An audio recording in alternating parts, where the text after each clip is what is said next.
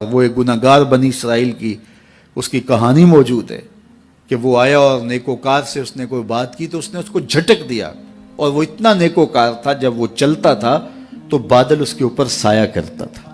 اللہ نے اس کو اتنا نوازا ہوا تھا، لیکن گناہگار کو دیکھ کر کے اس کے اندر نفرت کے جذبات پیدا ہوئے۔ اس نے کہا میرے سے بات نہ کر، پیچھے ہٹ جا۔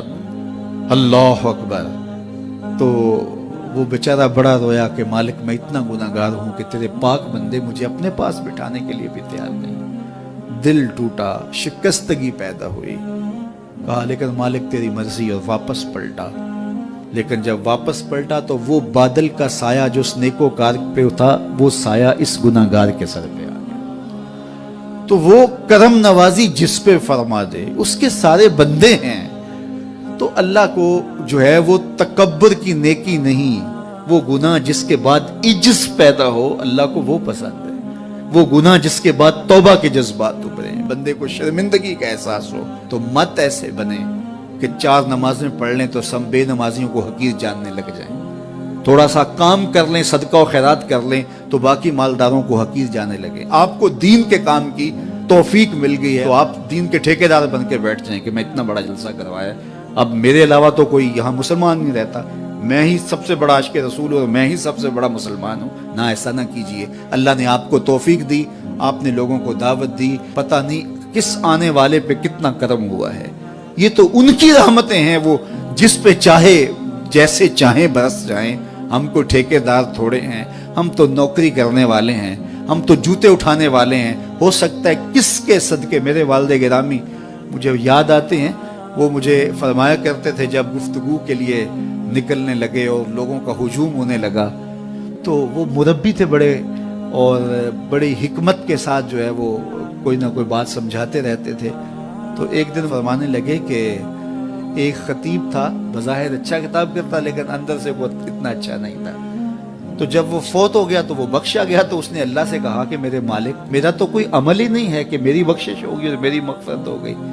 تو فرمایا کہ ہاں ہم تجھے جانتے ہیں، لیکن ایک دن تو کہیں واز کر رہا تھا، میرا ایک بندہ بیٹھا تھا، اس کو پسند آ گیا، میں نے اس کے صدقے تیری مغفرت فرمائی۔ اٹھ فریدا ستیا تے میلا ویکھن جا، اٹھ فریدا ستیا تے میلا ویکھن جا، وت کوئی بخشیا مل جاوے تے تو ہی بخشیا جا۔ تو پتہ نہیں کس کے صدقے سے اللہ رحمتوں کا نزول فرماتا ہے۔ بے عمل کو دیکھ کر کے اس سے نفرت نہیں ہے، نفرت تو گناہ سے ہے، گناہگار سے نہیں ہے، لیکن کوشش کی جائے کہ یہ عمل بد چھوڑ دے۔ اللہ اکبر۔ ایک جنازہ گزرا اور وہ جنازہ کسی غیر مسلم کا تھا، تو چشمان رحمت میں آنسو آ گئے۔ تو صحابہ نے پوچھا کہ حضور یہ یہودی ہے یا عیسائی ہے؟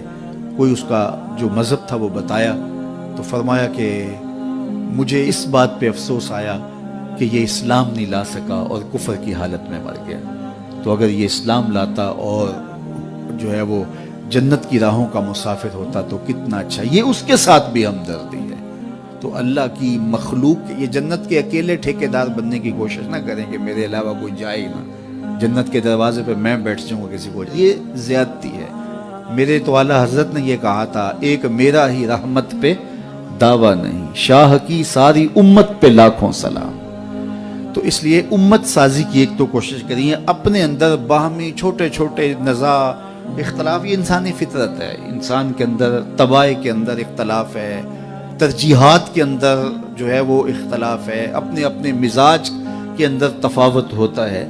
تو ایسا نہ ہو کہ چھوٹی چھوٹی باتوں سے آپ جو ہے وہ امت کو پھاڑ چیر کے رکھ دیں، نہیں، بلکہ امت کا جو تصور ہے اس کو قائم رہنا چاہیے۔ تو گناہ کے بعد جب انسان کے اندر ندامت کا اظہار ہوتا ہے، وہ جو آنسو ٹپکتے ہیں، بندہ اپنے آپ کو چھوٹا سمجھتا ہے، میں اتنا گناہگار، میں پاپی، میں مجرم، میں میلا اتھرو، جب وہ اپنے آپ کو دیکھتا ہے کہ میں اتنا برا شخص ہوں، تو پھر اللہ کی رحمتیں اس کے اوپر متوجہ ہوتی ہیں۔ تو اس کو پسند ہے کہ جب بندے اس کے حضور عاجزی کرتے ہیں، اس کے حضور معافی مانگتے ہیں، تو مت کسی کو حقیر جاننا کہ یہ گناہگار ہے، نہ جانے اس کا انجام کیا ہو۔ کتنے گناہگار ان کا آخر اچھا ہو جاتا ہے، کتنے نیکوکار ان کا آخر اچھا نہیں ہوتا۔ انما الاعمال بالخواتیم، وہ تھی تو فاحشہ عورت لیکن ایک کام کیا کہ ایک کتے کو پانی پلا دیا، اپنے دوپٹے سے جوتا باندھ کر کنویں میں لٹکایا اور اس کو پانی پلا دیا۔ حدیث پاک میں آتا ہے اللہ اس کے صدقے سے اس کی خطائیں معاف فرما دی۔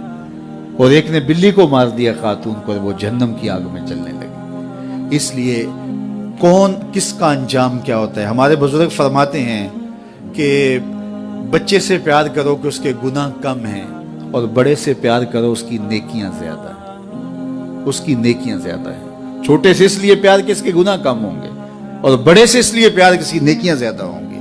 اور اسی طرح جو ہے وہ خیال کرو کہ ہو سکتا ہے اس کا انجام بخیر ہو جائے اور اس کا آخر کتنا خوبصورت ہو۔ تو مت کسی کو حقیر جانیے گا، ایک میرا ہی رحمت پہ دعویٰ نہیں، شاہ کی ساری امت پہ لاکھوں سلام۔